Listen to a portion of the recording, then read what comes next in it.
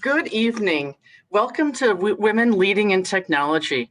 I'm Jean Machart, Board Chair for Women Leading in Technology, and I am also Vice President of Digital and Artificial Intelligence for United Healthcare. I want to thank you for participating and welcome you to our kickoff event in 2021. When we think about WLiT, our mission is to connect, educate, and reach back. When we think about living that mission then, and as you proceed through this event tonight, I'd ask that you reflect on three questions for yourself. And that is the first of, how do I want to grow this year professionally? Who do I want to meet? And also then, how do I want to help, or who can I help this year? And so just wanted to plant those seeds early on. And for this event, a few recommendations of choosing the speaker mode in the upper right-hand corner of the screen. Along with then, you can use the chat feature to shout out to someone, also to share your LinkedIn profile so we can see who's in the crowd. I'd also like to thank the board of WLiT. These events and many events come together with these four women leaders. Robin Brown, CIO, Protein North America for Cargill. Denise Morelock, our lead conversationalist this evening, along with our client engagement director at Three Bridge and Boom Lab. Sarah Schlotterhoff, account technology strategist at Microsoft, and Jennifer Simon for Modern Workplace at Microsoft also. Again, thank you for the working board who creatively looks at what's coming up and bringing the best speakers and conversations to the community. What I also want to do as part of our mission to reach back is to share a story. Last year, Marie Pena was our 2021 scholarship recipient. And Marie has reached back to us with a thank you to this community. She's completed her first badge of this from the Software Guild and is currently working on her second badge of object-oriented technology. Now, on behalf of Marie, I'd like to thank the community. Along with, I'd like to thank you. We've already raised just shy of $1,000 for the 2021 Scholarship Fund. So you'll notice a URL code. If you haven't had time to give yet, that you'll be able to give for our current scholarship fund that we're building right now. Always great to hear the stories. Now, want to plant a seed additionally, we have, similar to other meetings with Pigeonhole, you'd be able to, using your mobile phone, send questions for Teresa Sande. So we'll have a conversation learning more about her insights, and then she'll be able to go through your questions and answer yours directly. So just wanted to plant a seed as you're thinking through what are those top questions that you have. I also want to thank our sponsors. As we know, these events are made possible because of them. Digineer, Horizontal Talent, SPS Commerce, Nutanix, and Thomson Reuters. Thanks for sponsoring WLiT. And now also we have prizes, and that is a sponsor raffle from Nutanix that you can drop your name in for a chance to win new Apple AirPods Pro. I don't know about you, but that sounds fantastic. I think one of my twins stole mine. So just wanted to plant a seed again of through the event, you can see if you're gonna win the new AirPods. At this time, I'd like to introduce Lucinda Dutoit, Vice President of Human Resources at Digineer. Lucinda, welcome. Thank you, Jean. Welcome. Good evening, everyone. I'm Lucinda Dutoit, and I am the VP for Digineer. And Digineer is a business and technology consulting company. I am proud and honored that Digineer is a sponsor for such a spectacular organization such as WLiT. WLiT's mission to connect, educate, and reach back to the community of women in technology is near and dear to my heart. 15 years ago, I came to Digineer because the company's values aligned with mine, which was supporting growing and setting women up for success in technology. That includes the teams Hi, everyone. and the organizations that they work for. It's awe-inspiring to see this community of women in technology supporting each other to do just that. So stand up, Digineer is standing up because we want to help each other succeed, encouraging each other to mentor and sponsor others for the future of technology, especially for women.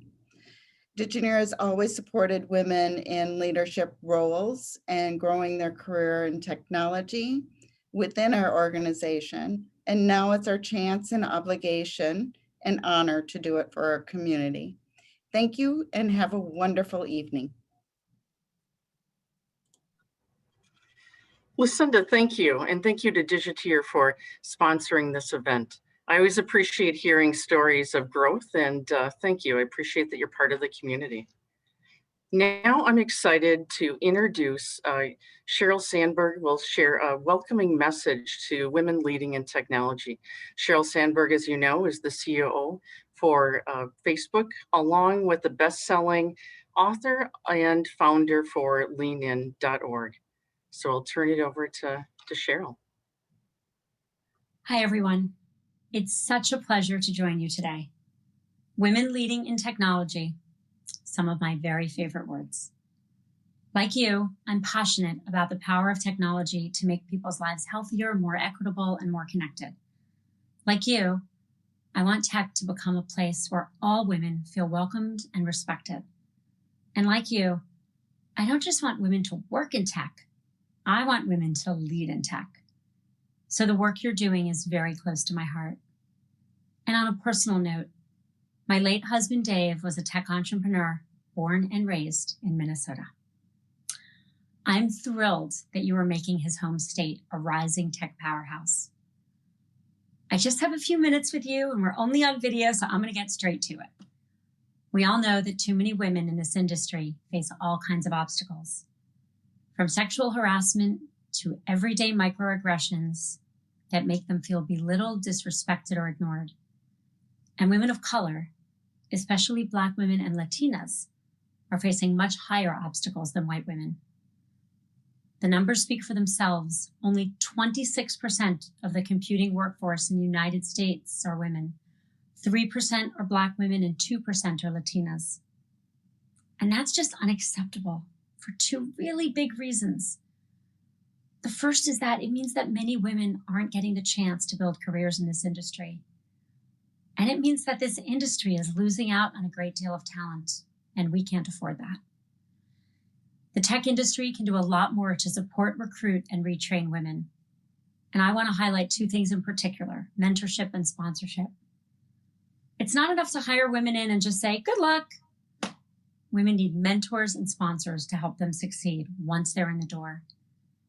A good mentor can give priceless advice about how to resolve problems, handle setbacks, and gain critical skills. A good sponsor can put you on the path of new opportunities and connect you with leaders in your fields. I owe so much to the people who mentored and sponsored me throughout my career. There's no chance I'd be where I am today without them. And the fact is, right now, women, and again, especially women of color, are getting far too little of this kind of support. I'm sure many of you are already mentoring and sponsoring women in your workplaces. The fact that you're here today tells me that, and if you aren't, now is the time to start. It's worth it. I get so much joy from the people I mentor, and they make me a better leader and colleague. I also encourage you to challenge your colleagues at work, especially the men, to mentor and sponsor women. Too often, people mentor people who remind them of themselves, which means that men mentor other men. We need more men to mentor women. Right now, men vastly outnumber women at the top of virtually every industry, and those numbers won't change until more men make a personal commitment to change them. I could talk about this for a very long time, but let me close by simply saying thank you. The only way we're going to make real change for women in our companies, our industry, and our economy is if people like you make it a priority to push for change. I truly believe that making the workplace equal for all women is one of the great social justice issues of our time. And it would mean a great leap forward for our economy as well. So I am so grateful for all you do to make this dream a reality. From the bottom of my heart, thank you. Have a great conference, everyone. I want to thank Sheryl for her inspiring message, along with her story on sponsorship and mentorship. I think about, for all of us, if we can take a few insights there, and more to come throughout this conversation, but throughout the year as we lean further into sponsorship and mentorship of women. Here you can see, to learn more of leanin.org /circles. When you look at this, you can learn more about the circles from Sheryl's foundation. But also when you look at it, I was seeing some great tips around negotiation. So it's skills focused also. So just wanted to share it out. Now, next, I have the privilege and with high regard to be able to introduce Teresa Sande. Teresa has over 20 years of experience at companies like Intel, Capital One, Cargill, and United Health Group, where both of us work together. Her primary areas of expertise include leadership development, executive coaching, succession planning, and diversity and inclusion. Now, in addition to being an accomplished HR executive, Teresa is also a management consultant, a coach, author, speaker, and also an imposter syndrome expert. To write her book of Find Your Fierce, she interviewed over 100 high-performing executives, understanding their story, and through those interviews, summarizing her wisdom and their wisdom together for battling imposter syndrome. Now, for this conversation, we have our own Denise Morelock, who will be the facilitator, and really look forward to and want to welcome both Denise and Teresa to the stage. Thank you. Thanks, Jean. Welcome, Teresa, and welcome everyone out there in our audience tonight. Teresa, you and I have been talking about imposter syndrome for a good 4 or 5 years now and bringing it to our WLiT community. What even made imposter syndrome a thing for you in the first place? Yeah, thanks. Hi, Denise. And first of all, just thanks, Jean, for the intro. You know, Denise, thank you. And really a huge thank you to the whole WLiT board for having me. You know, I'm just so thrilled to be here. It's such an awesome group. And what a great introduction by Sheryl. You know, to your question, what made imposter syndrome a thing for me? You know, as Jean said, I've always worked in executive coaching, and I worked along the best and the brightest talent. And I started noticing certain self-limiting themes, you know, particularly with the women I was working with. And if I'm being honest, I experienced some of it too, you know, myself throughout my career. And I just made it my personal mission. You know, I said, I want to research, learn as much as I can. And the more that I shared about what I was learning with the people I was coaching, the more they shared with me what was working for them. So, you know, like Jean said, I conducted a lot of interviews, and, you know, a lot of people were experiencing imposter syndrome, but had such good nuggets of wisdom to share. Well, I read your book, and having read your book, I appreciated the approach you took with your framework, which also influenced part of our title, the AIM, A-I-M, for success. I think this is a good place to start, Teresa. Maybe you could tell us a little bit about your framework and provide some background. Yeah, sure. So like you mentioned, framework, you know, it's a play on the word framework, but my framework is spelled with the acronym AIM in the middle, so AIM. And really, it's just a way to organize the content. So think of it this way, you know, the A is the most important step, and that's awareness. So what is imposter syndrome? You know, where does it come from? Why do we experience it? But even more importantly, how does it show up? Because it's pretty sneaky. And then the I stands for interrupt, and the M stands for momentum. And we're going to talk about that, I think, throughout the course of today's discussion. But, you know, simply stated, the I is short-term, quick, reactive, in the moment things that you can do when you feel that imposter voice pop up. And the M is the longer term work. So that's going to be your deeper work, you know, investing in yourself.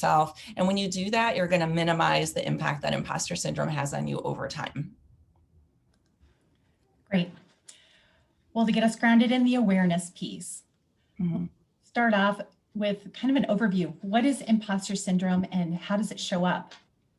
Yeah, sure. So imposter syndrome actually comes from some research that had been conducted by two women, Pauline Clance and Suzanne Imes, back in the 1970s.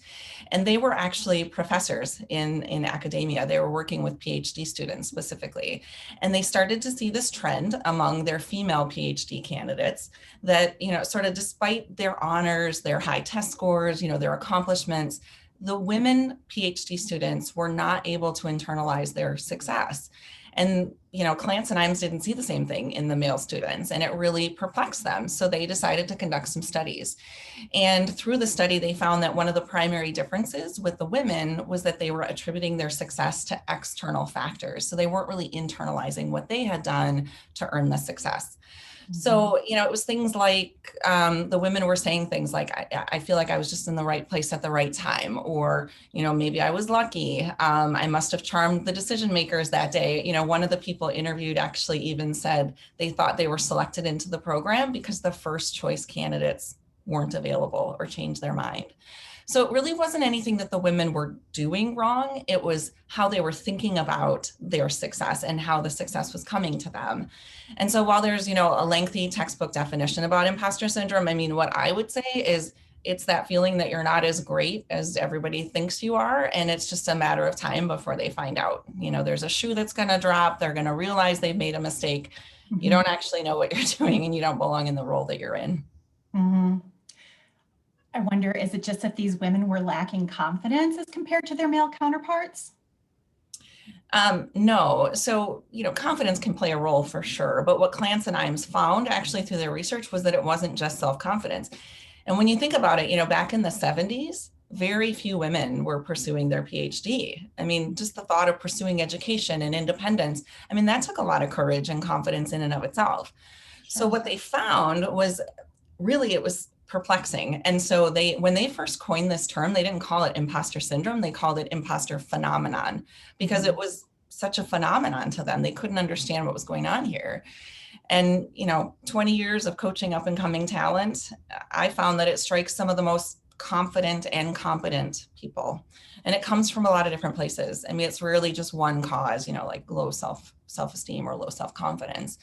It's things like your upbringing, cultural, societal norms, messages that we receive, gender expectations that are placed on us.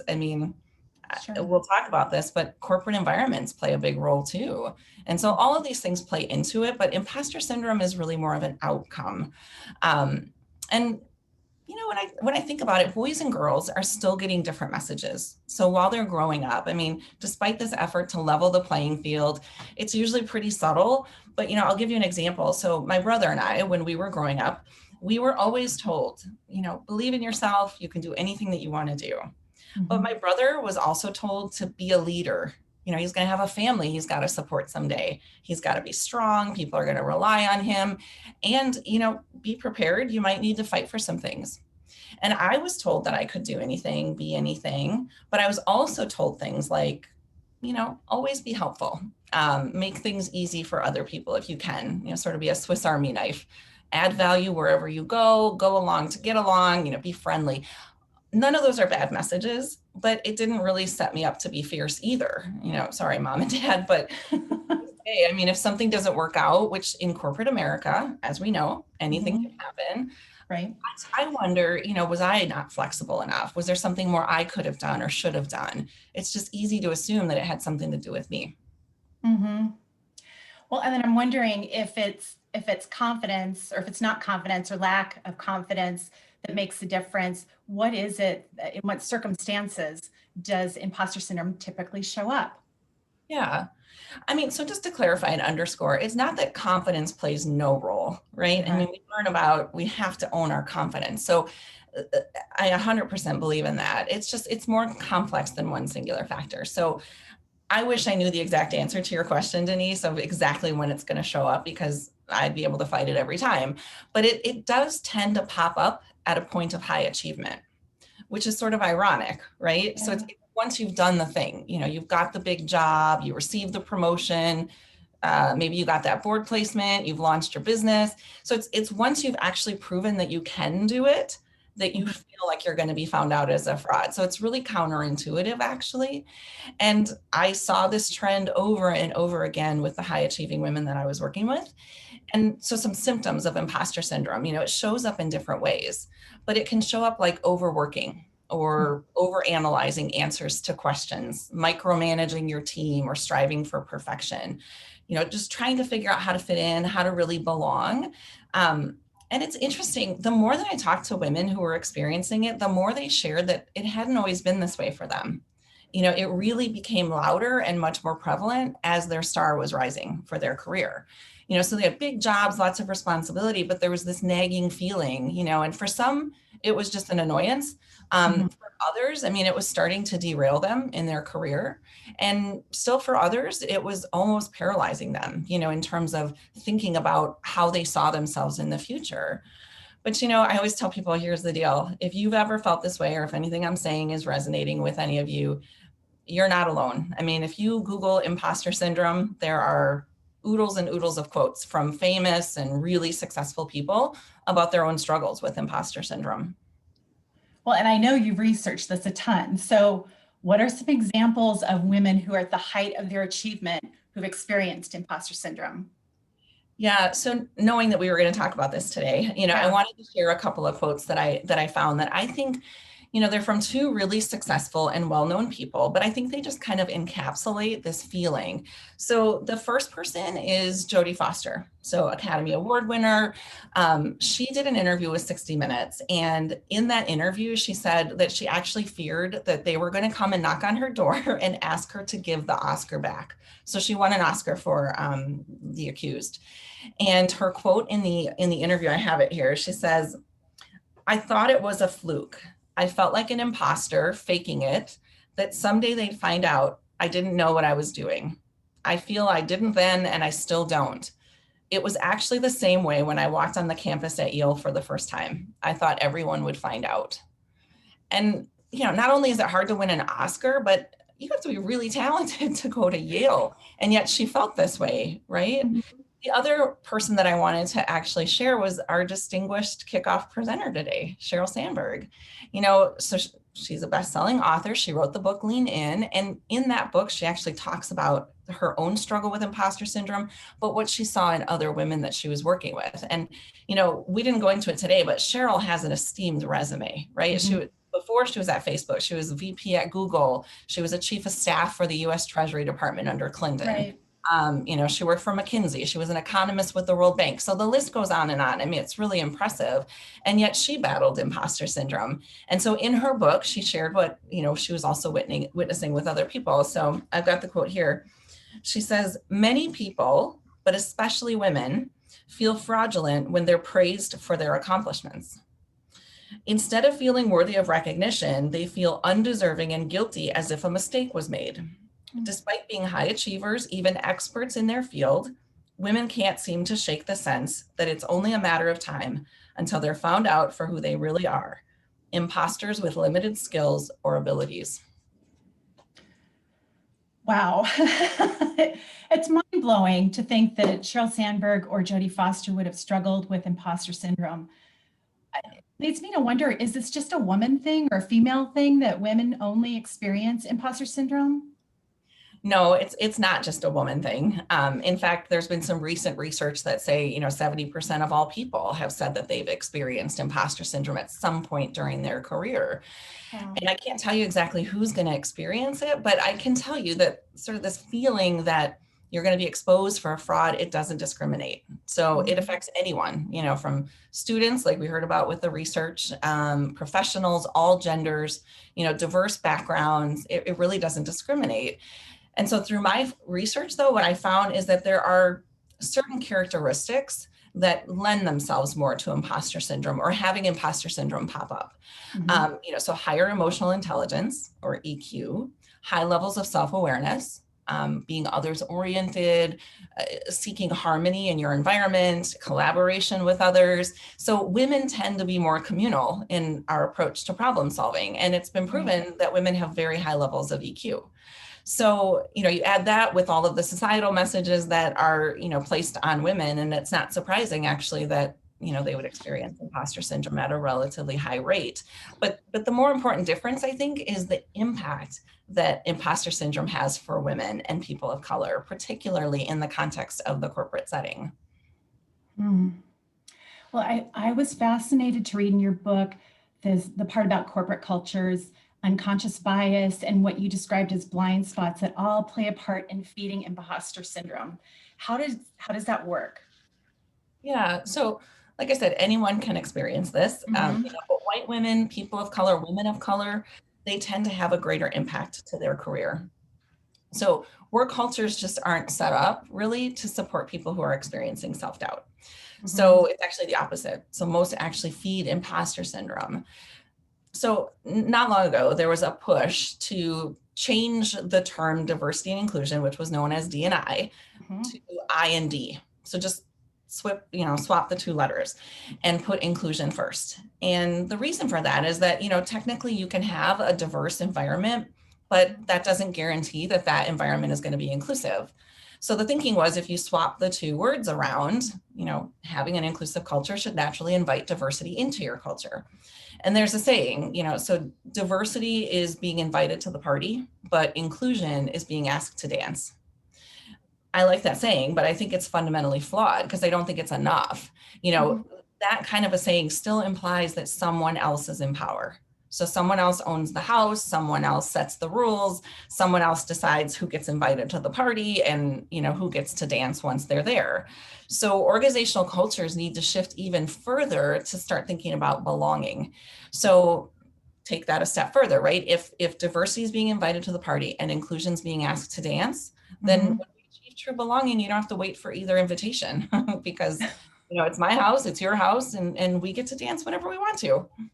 Oh, I love that. I love that analogy and the point that you make about belonging. With so many organizations prioritizing D&I efforts, what do you think is preventing them from achieving equity and, as you've described, that true belonging for anyone not in the majority? I mean, honestly, that's probably a much longer answer than we have time for today. Sure. But I think one important factor is actually a root cause. And I brought a slide, if we can pull up a slide, it's from something that, a survey that was done a couple of years ago at the World Economic Forum. So a question was asked of executive men and women, whether or not significant progress had been made towards women's empowerment and their career progressions. And you can see from the responses here that they're nearly polar opposite. So 72% of men answered that question saying, yes, I think significant progress has been made. But almost 71% of women said they disagreed. So how can it be, right? You ask the same question to two different groups of people and they see the answer so differently. And it's really quite simple, actually. It's effort versus outcome. So, many programs are out there. There's development offerings geared towards women. There's mentoring programs geared towards women. There's lean in circles. There's women's groups like, what we have here today, and they're all great. But men were answering that question based on the amount of effort that they saw being put forth. And women were answering it, frankly, on the outcome, which hadn't been very much. I mean, we're still not seeing women and people of color, in the senior most jobs, like Sheryl said, and in the boardrooms. Well, and so we've talked about this, and you believe the corporate systems of which we're all a part may be feeding imposter syndrome for someone who isn't in the majority. Now, while we know women and men both experience imposter syndrome, you also said a few minutes ago, the impact is greater for women. What do you mean by that, Teresa? Yeah, I brought along a little visual here to help explain, what I've been seeing. So I am not a graphic artist, so, forgive my somewhat rudimentary graphics here. But, at the point of imposter syndrome, which you can see here, when you're in the majority group, you tend to bounce out of this feeling a lot quicker. So when you're in an other group or a minority group, essentially non-white men, in senior leadership positions, that population experiences imposter syndrome more acutely. and for a longer period of time. And you can see that your path to effectiveness, it takes a lot longer, right, to snap out of that. And I believe that happens because if you look around and you don't see people that look like you don't see people that followed a similar path, they didn't have the same experiences. And then you layer on top of that, you get this inkling of self-doubt that pops in, and imposter syndrome voice is loud in your brain. The last thing you want to do is shine a light on yourself and say, hey, I'm feeling uncomfortable. So instead, we tend to work harder. We strive for perfection, even though we know that's not something that we can achieve. So we do whatever it takes to be successful because, frankly, what if this is our only shot? Like, what if this is my only shot? If I look around and I'm the only woman at the table, this might be my only chance. And so failure becomes not an option. The stakes feel too high. When that happens, your scarcity mentality kicks in, there's no psychological safety, and it's this vicious cycle that continues, and that imposter syndrome voice grows louder. So the impact is a lot more, it's a lot larger, when you're not in the majority. Does that kind of help explain? It does. And this is a great slide. Yeah. So I think of it, there was this one time several years ago. So I was coaching a senior executive, and let's just call him Tim. Okay. He was one of the top 5 people in the company. And we got talking about imposter syndrome. And he said, Teresa, I keep hearing about imposter syndrome. Can you tell me what it is? So I gave him my little brief definition, just like I did here at the start today. And he said, oh, I felt that before. And I said, oh, interesting. Well, could you tell me about your experience? And he said, yeah, it's actually when I was named to this job, I was positive that they had made a mistake. And he said, I'm not the right person for the job. It's a matter of time. And I said, well, my gosh, it certainly sounds like imposter syndrome. So can you tell me what you did? How did you deal with it? And he said, well, I walked next door to my friend's office. Now his friend was the number 3 guy in the company. Down, and he said, you know what, I think they made a mistake. And his coworker looked at him and said, Tim, you and I've worked together for 15 years. I've known you since college. You've done X and Y and Z, and you got us through some of the toughest times here as a company. And if you don't believe me, just call the boss yourself. And so I said, well, so what did you do? And he said, well, I called the CEO. And I said, so just like that, on speed dial, you had a back phone to the CEO. And he answered, you called and he answered. And he said, yes. And so he proceeded to tell him, I think you made a mistake. I'm not sure I'm the right person for the job. And the CEO said, Tim, I've been watching you for 15 years. You've done a number of business turnarounds for us. Our kids go to the same school. I've seen you as a leader at work, on the soccer field. You coach our kids. I know I made the right choice in you. I believe in you. And so Tim essentially went back to his office with his head held high, shoulders back. And he said, I got to shake this feeling. I got to move on. And so I said, so did you? Did you just shake it off? And he said, well, yeah. So to give him a sense of how this could have played out different for someone who didn't have those same experiences, I asked him to replay the order of events that he had just walked me through. And I said, now pretend you don't have a trusted friend in the office next to you that you can go vent to. And pretend that you didn't come up the ranks with any of your coworkers, and you don't personally know the CEO.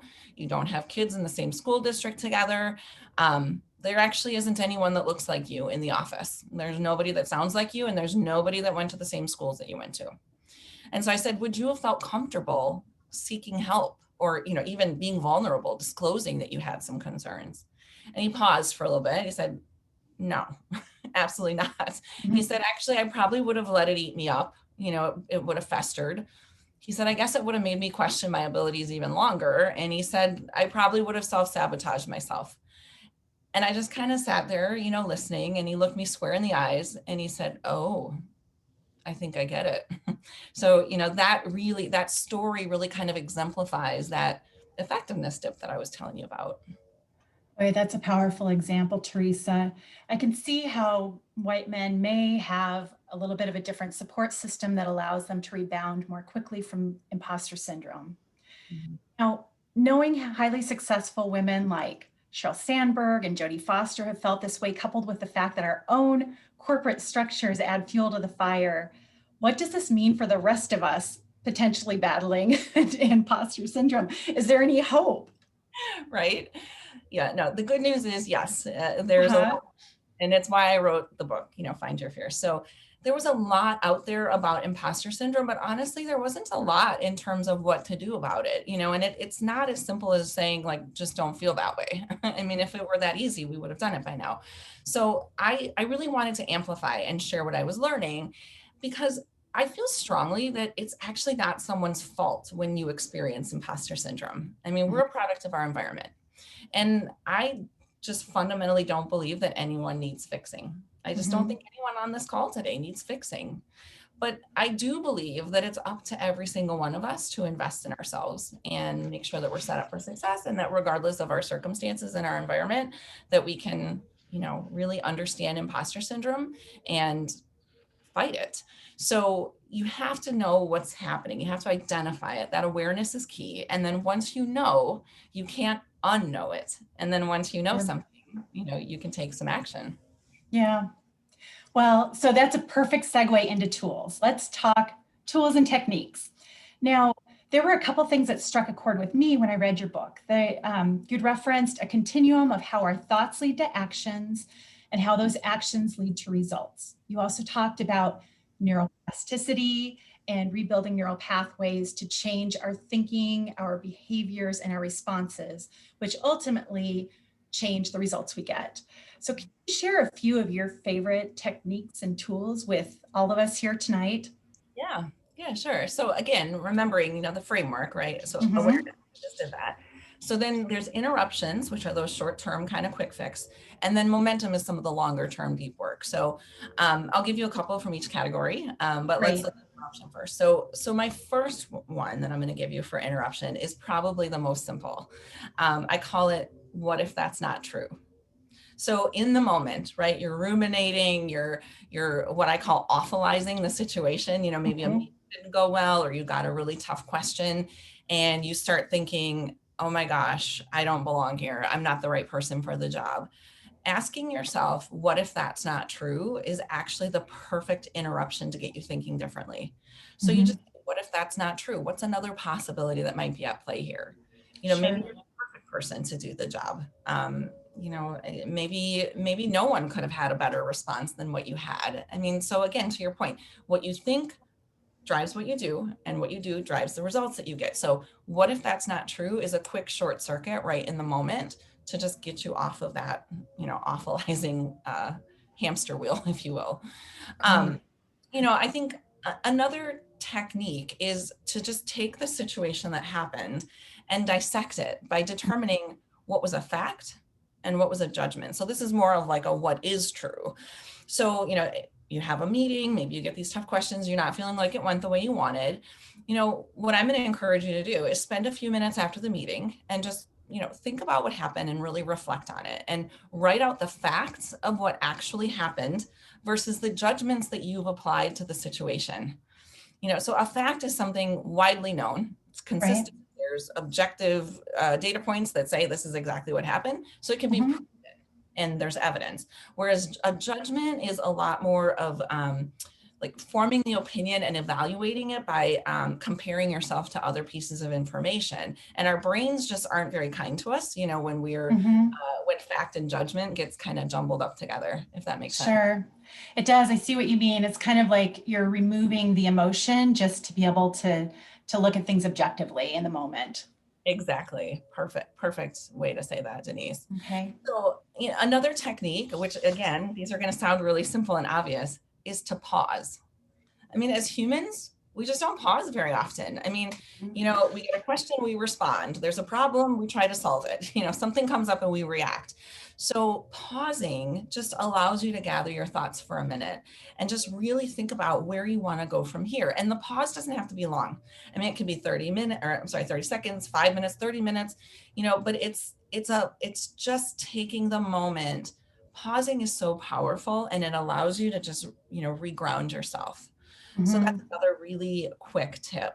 The last thing I'm going to give you is what I call a running list of kudos. So, you can do this in the moment, right? But every time someone shoots you an email and says how awesome you are, or after a meeting, somebody says, great job, Denise, right? Jot that down, store that away, because when the imposter voice comes up, you're going to be able to open that file and reflect and just like reread your awesomeness every day. And it sounds simple, but you just got to do it.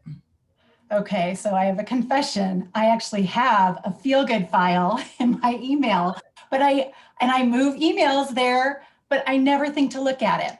And as I'm thinking about this, even with all of the different interrupt techniques that you've talked about, they're really simple and straightforward, but we just don't necessarily think to do it. And especially when we're feeling very uncomfortable.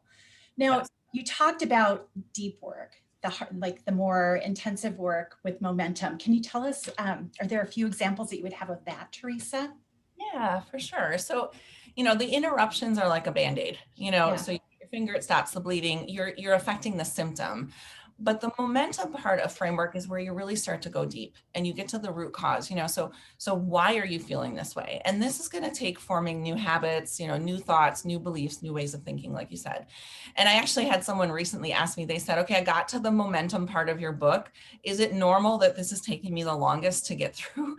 And I said, yes, actually, it's very normal because this is where you're really starting to change yourself. You're really starting to form those new neural pathways. But when you do that, it sets you up for that longer term success that we talked about. And I promise, we put in the work and it's going to propel us forward.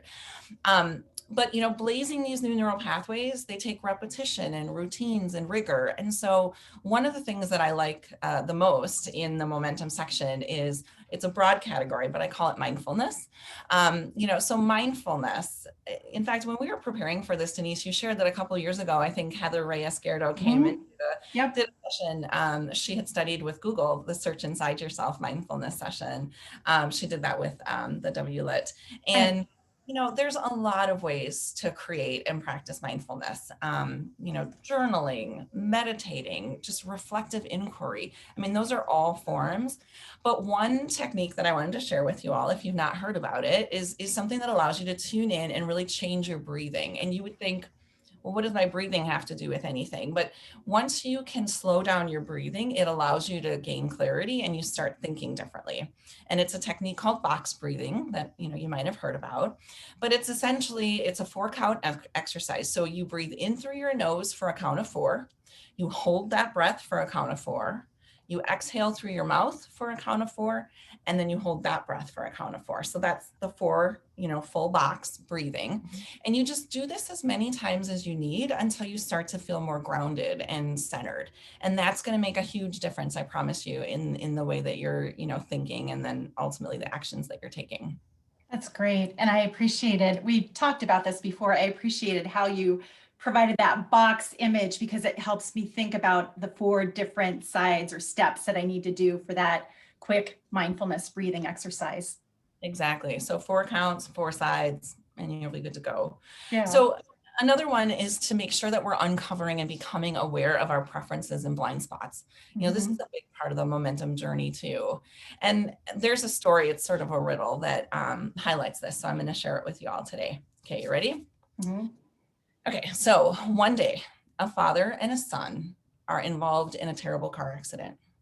Sadly, the father is killed at the scene, and the little boy is rushed to the hospital, and he has to have emergency life-saving surgery. The surgeon comes in, looks down at the boy on the operating table, and gasps, "I can't operate on this child. He's my son." So how can this be true?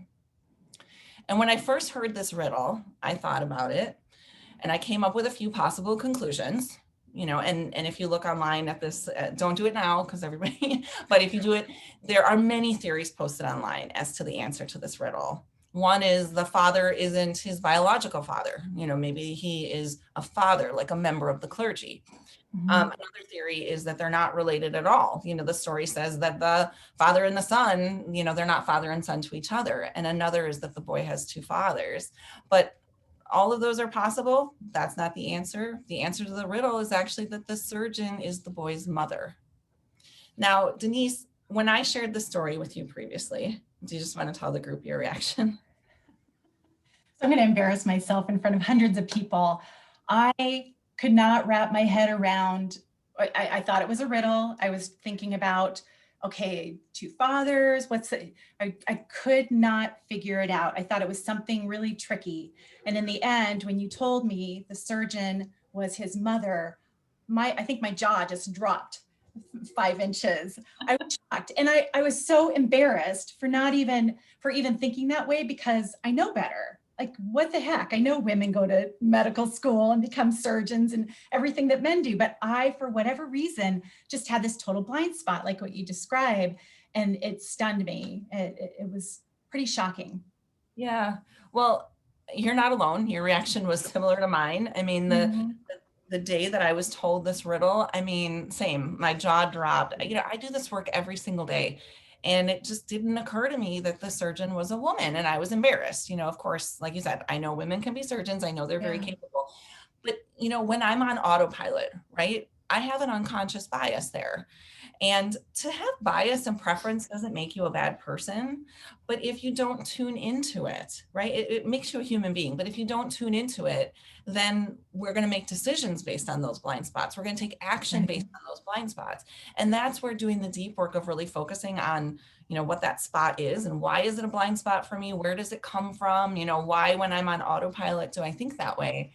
You know, that's the key, because now I can carry this new awareness with me into the rest of my life's practices and make sure that that doesn't actually impact the actions I take, decisions I make, et cetera. Yeah. So one other tip I just want to share with you is to build your personal board of directors. So this is similar to an organization that has a board of directors, right? You know, they assemble a board and there's different roles that serve the organization. Maybe you've got someone who's really good with finances, somebody who's really good with strategy. And my personal board of directors is made up of people that serve me in different ways as well. So for example, I've got what I call a tough love director on my board of directors. You know, they're the ones that are going to say, you know what, get over yourself. You just got to move forward. But I've also got a cheerleader on my board, right? It's that person that I call, and no matter what I tell them, they're going to say, you're amazing, you're awesome. And sometimes I need to hear that too. And so you're all going to need to figure out what you need in different scenarios and then build your board of directors based on that. But here's the key, you know, it's similar to your network. I mean, I always say the time to build your network is not when you need it. So you have to do this now. So assemble it now. It's going to take you a little while, but think about what you need. And then if you build it, they're going to be there for you when you need them the most. That's great guidance. While I am multitasking with Pigeonhole, and I want to remind everybody to please put in your questions, get in your votes. I did a practice session with this and I'm not finding my sort function. So I'm going to be looking over at my other monitor, just with some help from our wonderful partners at Mintech. I want to provide a closing question before we shift to the Q&A session. And Teresa, you have shared so many great insights to help build our awareness about imposter syndrome and really identify when it's happening. You've also given us some practical tools to work with, both for those quick interruption techniques, and then also the deeper momentum-oriented work. If you think about corporate America and the corporate cultures in which we're all a part, what can each of us as leaders do to be part of the solution in our own companies to help minimize those institutional practices and behaviors that actually feed imposter syndrome? Yeah, it's such a good question. You know, I'm going to bring it back to something Sheryl said, you know, in the opening. So she talked about two things, mentorship and sponsorship. And I'm going to underscore this sort of cross-gender or multi-generational mentorship and sponsorship, because like she said, right, if left to our own devices, we're humans and we're going to mentor and sponsor the people who look most like us. And if we do that, it's going to send a signal to the rest of the organization, right? So if you're looking at cross-gender and you're looking at multi-generational, you're going to be role modeling the behavior. And that in and of itself, you know, it challenges your assumptions, it breaks down barriers. And frankly, we all learn more. I mean, when I mentor somebody who is most different from me, I hope that they get something out of it, but you know, I learn too. And so I think as leaders, you know, I would challenge you to be really intentional about who you're mentoring and sponsoring. And I guess what I would say though is, so mentorship is good and really, really needed, but sponsorship is really different. And I actually think it's better. You need both, but they're different. So mentorship is sort of about like sharing your knowledge and passing along wisdom, and up and coming talent needs that. But sponsorship is, you know, putting your name behind someone, You're sticking your neck out for them. You've got some skin in the game, and you're going that extra mile to sing their praises, especially when they're not in the room. And that's access. So if you sponsor appropriately, I mean, you're essentially giving people access. So as senior leaders, I just really challenge you to make sure that you're doing responsible sponsorship and responsible mentoring. And I think if you do that, like, the benefits are going to be, just, it's going to be really noticeable for your organization. So I'm going to bring it back to when I talked about effort versus outcome, right? I mean, we all have the same 24 hours in a day. So I want you to be spending your time on those things that are going to actually give your organization the most benefit. So this is going to send that signal. And when you sponsor and mentor people who are different from you, you are literally making more room at the table for different people, and you're allowing different types of people to shine. And that's going to break the mold, that's going to break up the need to fit a mold. And when you feel like you have to fit a mold, that's when imposter syndrome pops up, right? Because now you're trying to fit into something that maybe isn't, it was never really designed for you in the first place. So I think if you can do that, you're going to not just apply the effort, but you're going to get the outcome for yourself and for the organization. That's great guidance. Well, your recommendation to mentor and sponsor a wide range of people is a fantastic call to action. I also can see how it will potentially minimize the impact of imposter syndrome on our future leaders, while also increasing diversity in our leadership pipeline, which is something we can all benefit from. Now let's start taking some questions from our audience. And the top voted question, Teresa, drum roll, is here we go. How do I articulate my own imposter syndrome to my managers and leaders without seeming like I'm incapable? That's a really great question. I was reading an article the other day where they said it is no one else's job to label someone an imposter, right? And so I think the power of this question is, how can I be vulnerable and stand up and be bold and say, I'm not feeling comfortable right now.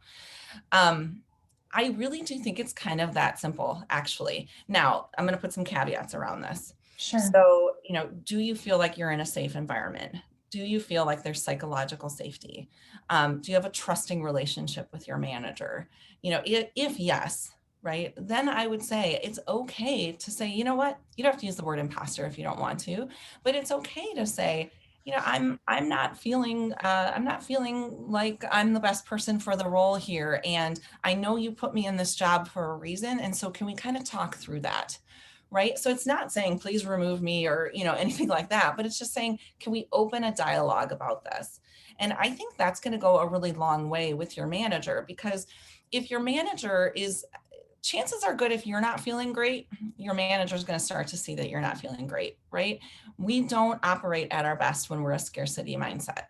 So I think it's really about finding those openings, again, assuming that you have a good trusting relationship with your manager, which I hope that you do, then I think it's more about just naming those things. I feel a bit uncomfortable here. Can we talk about that? So that's what I would recommend. There's a saying, how do you eat an elephant? One bite at a time. I mean, imposter syndrome is a big, complex issue. And so, just take those things that you're most comfortable with. So hopefully that helps. Does, and there's a theme here. It's about just kind of stopping and pausing and breathing and being really, objective in the way you tackle this, and as opposed to emotional or, awfulizing the way you mentioned. Yeah. Our next question: how do I find peer mentors who are outside my company? How do I let others know I'm in the market for mentor-mentee relationships? Yeah, this is actually a great question, because when I'm coaching people, they're comfortable enough getting to the place where they will say, I'm looking for a mentor. I'm looking for a mentor that can help me with X or Y or Z. But very few people say that they actually articulate and ask for a sponsor. So that's the first thing that I will say is just, and I'm going to get to that question, is I'm going to challenge all of you to make sure that you have a sponsor. And if you don't naturally have one, you might need to go ask for one. So now let's talk about how do we let people know we're in the market for this, right? When I build let's take personal board of directors as an example, right? When I'm talking to someone about what they do for me, what I learn from them when they share their knowledge, I have yet to find someone who has not been willing to make time for me, not been willing to mentor. You know, so often if you can relate to someone, you know, when we meet, I learn X and this really benefits me. Most human beings are going to say, wow, that's great. You know, it makes you feel good, right? And they're going to say, I'm very willing to do that. I usually will say, if I find someone that I connect with, I'll say, would you be okay if we were to set up a little bit of time and you know, do sort of a mentoring type of a relationship? Now, some people will say, oh gosh, I'm not sure that I'm a mentor, right? That sounds too formal. But really, at the end of the day, mentoring is just a label. It's just a name. So I just recommend that you verbalize it, that you say, you know, this is what I'm looking for and this is what I get when I meet with you. And it's so helpful for me. And I would love it if we could do more of this. Now, if you haven't found the person, right, that does that for you, and you're kind of like, I need to find a mentor, the first thing I would ask you to do is to get really clear on why you want a mentor. Like, what are the things that you're looking to learn? Are there certain skills that you're trying to close a gap on? Is it, you know, I want to build more confidence and I've seen someone speak and I want to speak more the way that they speak.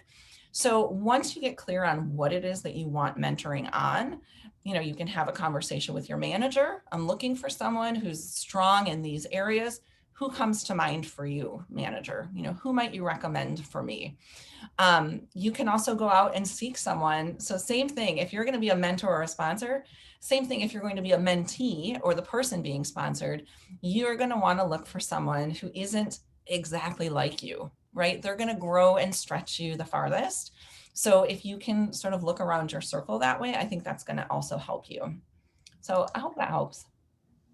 I appreciate it. And I think the interesting point, you know, people always want to help other people. And so it's just putting yourself out there and asking. And I love how you couch that, because I think that's all it comes down to. Yeah. Teresa, we've got another question here. What about the opposite of imposter syndrome? What if someone is actually not as good as they think they are? How do you manage that? I think this is probably one of my favorite questions. So the ironic thing about imposter syndrome is the people who suffer from it are often the ones who shouldn't. And then the ones who could maybe use a healthy dose of imposter syndrome just are blissfully unaware. I mean, they're just like, I'm awesome, you know, I'm so great. Yeah.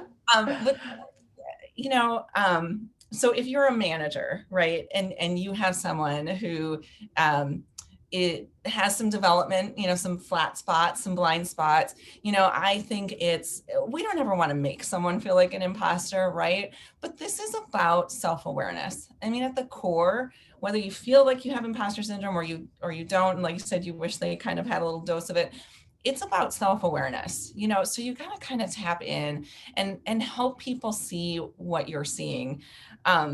Just a little fun fact, I actually named my business Mirror Strategies, because I think one of the most important things we can do is hold up the mirror for people and help them see the impact that they're having, you know, positive or negative.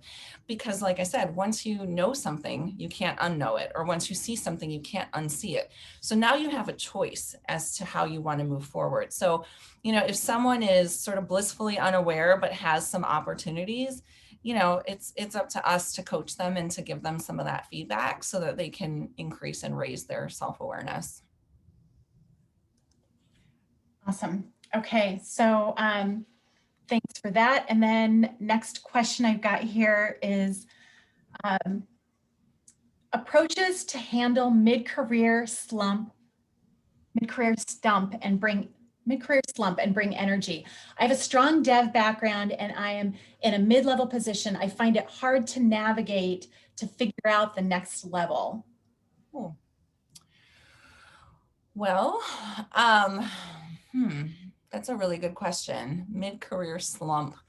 I like that term. I think we've all kind of felt that at times, early career, mid-career, late career. You know, I guess I would say it's sort of getting back to your passion. You know, when are you at your best? When are you feeling the most energized and the most passionate. I mean, sometimes I think we get on this treadmill of what's expected for us, you know, especially in corporate, right? You're supposed to go to the next level. You're supposed to want the next job. You're supposed to grow your career. And the reality of it is sometimes when you get to those higher levels, not for everyone, but for some people, the day-to-day tasks no longer bring you joy. You know, they're not things that you're passionate about, and you might sort of hit a wall or you know, not feel as energized. So, you know, I think journaling and really reflecting on when you're at your best and when you're most passionate and joyful is a great way to tap into. So what are the roles and the jobs that actually allow me to do those things that bring me the most joy every day and tap into my passion areas? You know, I think it's I think it's a reflection. I think it's journaling. You know, if you have the opportunity to work with a coach, I think that's always a great. A coach really kind of helps you tap into what you probably already know for yourself, but you might just need some of that coaching to get the clarity. So that could be a solution. You know, I don't know. I mean, there's probably a lot, you know, that I could say there, but feel free to reach out. You know, if you want to chat a little bit more, I'd be happy to talk with you more if that was, you know, one specific person's question. Yeah, I was thinking too, even with your guidance to get a mentor, well, you talked about mentoring and sponsoring, but even, you know, that person who actively goes out and gets a mentor or has those conversations even within their organization or outside of the organization, just to find out what else is out there and explore those possibilities. It is 5:46. I am going to turn this meeting over, but I want to first say, Teresa Sande, it has been such a pleasure and well worth the 4+ year wait to have you here on our WLiT stage with our community. Thank you so much for the great guidance, the tips, the tricks. We're all going to go out there and try to make a difference and bring more diversity, more women, more people of color into the management and boardroom levels. Thank you so much, Teresa, for your time. Yeah, thank you. Thank you. It's just an honor to be here. And I can't wait to watch the recording, not to watch myself, but there's so many comments coming in and I want to soak them all up. So thank you all. With that, I would love to turn this over to our vivacious, energetic, and amazing VP of Programming and Member Experience from MinTech, the lovely Miss Jade Denson. Wow, can you introduce me for everything, Denise? That was awesome. As Denise shared, I'm Jade Denson, and I lead our programming and member experience team with the Minnesota Technology Association. And before I start wrapping up today's event, let's just give a huge virtual round of applause to the WLiT Board for planning such an important discussion for women working in technology to kick off the WLiT year. I know there's like a ton of discussion about virtual event fatigue and all those things, but when we have dynamic conversations like the one Teresa led today, it makes me excited to hop on Zoom after a long workday and hear such tangible, insightful tools for becoming a stronger and more confident leader. So thank you for that. WLiT is a community that's part of our technology association, and we're so proud to support the efforts of the WLiT board as they curate awesome events like these to connect, educate, and reach back for women in technology. And today's such a great example of why these spaces are so important for women in technology. We all had the privilege of listening to both Sheryl Sandberg and Teresa Sande, and I think I can speak for everyone in saying thank you to our sponsors for giving us this opportunity to have such an important conversation. Speaking for myself as a Black woman working in tech, imposter syndrome is something I battle with probably almost every day.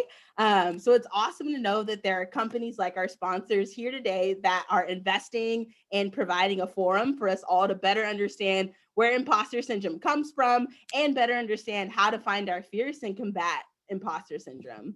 So it's almost time to conclude our first WLiT event of the year, but before I let you go and enjoy some of this great Minnesota winter weather, I want to thank our WLiT board again for securing awesome speakers like Teresa, and I also want to encourage you all to keep a lookout for our events happening in May and August. August will be virtual WLiT events, but we're hoping to come back together again in person in October, hopefully, fingers crossed.